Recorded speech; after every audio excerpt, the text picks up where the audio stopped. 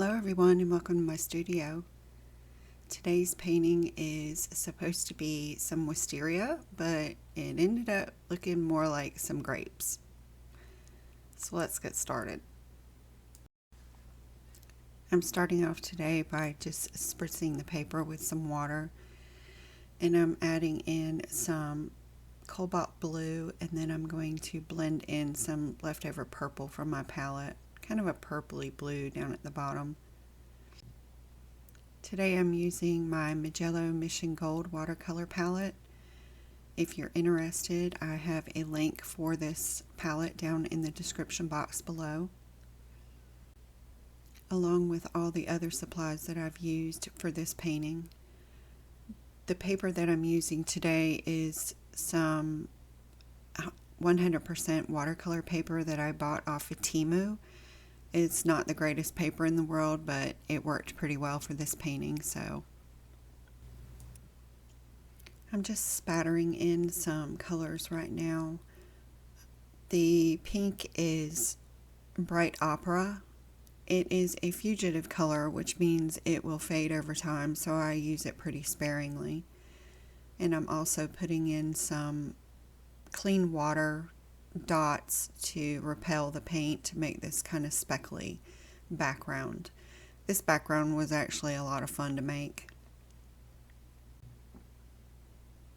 Now I'm going to add in some permanent yellow light and some different shades of green, some yellow green and some Van Dyke green, just whatever I have left over on my palette.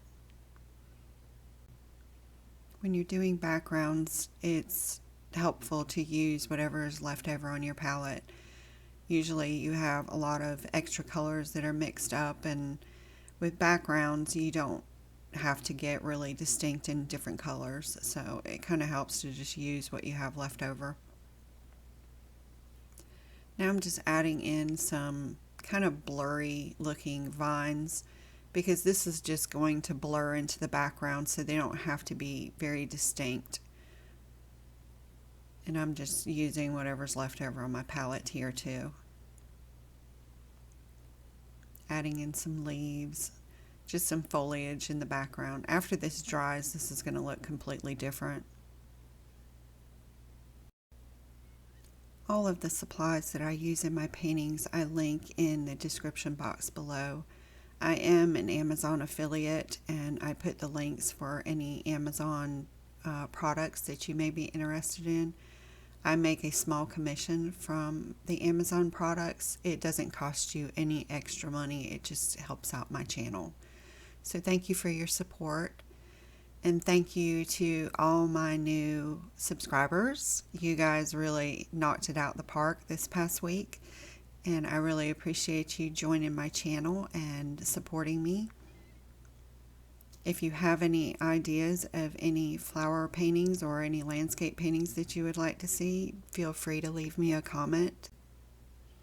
Okay, now as you can tell, the paper has dried completely and this background has lightened up a lot. So now I'm just going to go in, and now this paper is bone dry. So I'm adding in some more branches, and as you can tell, I'm getting crisper lines because the paper is completely dry. This is what I wanted at this point.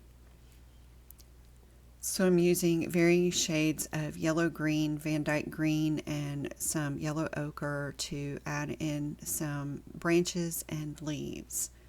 And I'm just, as I'm putting this on the paper, I'm letting these colors blend together.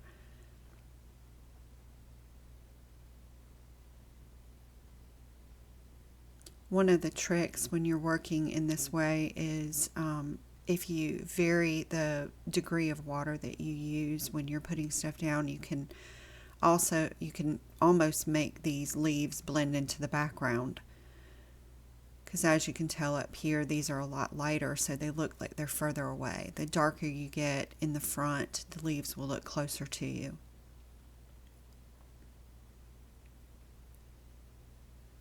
That yellow ochre just gives it a little bit more depth of color.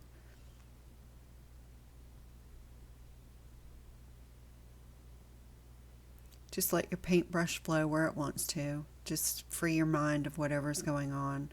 As you can tell, I paint pretty quick, and I do that because if I don't, I get into the weeds and I overwork the painting.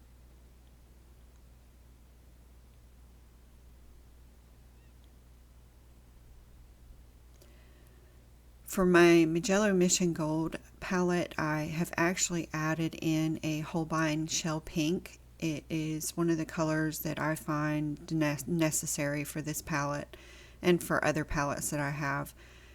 For me, using red with water doesn't quite cut it for me for pink, so I bought a tube of Holbein Shell Pink and I added it to my palettes. So this color that you see, the base of this color is actually the Holbein Shell Pink. And I'm just using different shades of the Opera Pink with the Shell Pink and some quinacridone Crimson Lake and some bright clear violet to add in these different shades of these colors. Use what you have in your palette.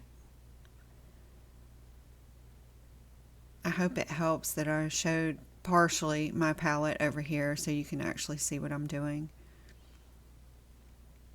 And as you can tell, this is very wet at this point, so it just helps for all of the colors to blend together really nicely.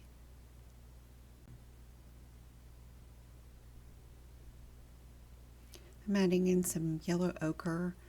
Wisteria has some really light yellow centers of the flowers, and at this point I was still trying to make it look like wisteria, but it didn't end up that way. But I've never painted wisteria before, so this was the first shot. Tell me what you think in the comments section below. Don't worry about hurting my feelings. I don't take things personally. I'm one of those artists that can take some constructive criticism. But be kind. We all need some kindness. We just got hit by Tropical Storm Debbie here in Georgia, and we are literally underwater right now. Luckily, I am safe and sound here at my house, but the west side of my town, it has been pretty decimated. We have tons and tons of roads that have been washed away and down trees, and people's houses are flooded. So if you can, please keep them in your thoughts. It's going to be a while before we can repair all the damage that Debbie's done, and I don't know if we're quite done with her yet. So I've allowed this painting to dry completely yet again, and now I'm going back in with some more details, still at this point trying to make this look like wisteria. I don't think I ever quite gave up on the idea, but I'm just going in with some deeper shades of purple and mixing in some Prussian blue with that purple to make kind of a bluer color.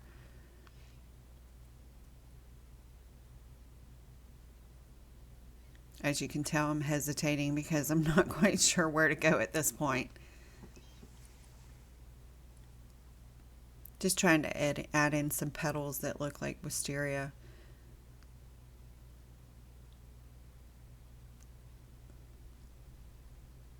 The good thing about layering your watercolor and allowing it to dry completely, you get a lot more control when you go in wet on dry.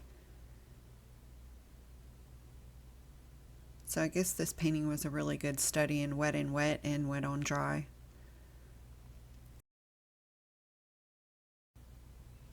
At this time, I would like to thank all of my new subscribers, and I would like to thank all my loyal subscribers too. You guys are awesome.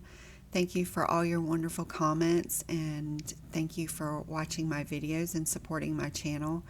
I really appreciate all of you, and I am really grateful for this channel. And I'm really grateful for YouTube. I have learned a lot of things on YouTube, and this is my way of giving back to the community. So I really appreciate each and every one of you.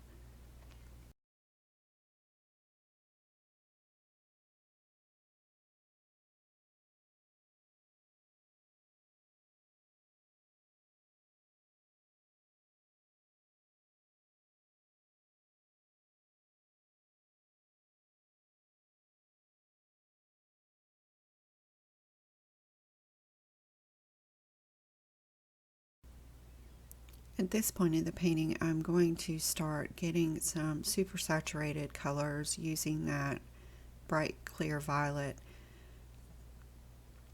This is one of the great things about being able to layer your colors onto your paper. You can get deeper shades as you go along. Usually start off light and then increasingly go dark. It's the dark colors and the contrast that give you the definition that you're looking for. I definitely learned a lot from this painting, and in the future I hope to do Wisteria again and see if we can do better the next time around. Not all your paintings are going to come out exactly the way you want them to, but every one is a study and you learn something from screwing up. So don't be afraid to make mistakes because you actually learn from them. And my philosophy is that art is therapy and it is good for the soul, so I do it for fun. I believe we can all use with a little bit more joy in our lives, and so if painting makes you happy, don't get so stuck on being perfect. I've learned a lot more from my mistakes than I have from my wins, so I have a whole pile of really bad paintings in my studio, and one day I hope to revisit some of them because that's another great thing about watercolor. You can always go back to it and change it. You can actually take a Mr. Clean white eraser and scrub off the paint. Watercolor does lift even after it's set, so nothing's permanent. So if you have some old paintings that you're not too happy with, set them aside for a while and then go back to them, later on and see what you can do with them. I'm using some ivory black and some Van Dyke brown to make these stems, and I'm not really being very distinct about what I'm doing. I'm just kind of, letting it flow. Just putting in some extra added stems to give a little bit more interest here. I also like to add in some little squigglies here and there, as I call them. I like that vines have these little dangly things and just some squibbles and squabbles here and there. You just make things interesting. So that's going to do it for today's painting. Let's do the unveil of pulling the tape. And we have our completed project, and I hope you guys enjoyed this one and that you have a fantastic day. Thanks for watching, everyone.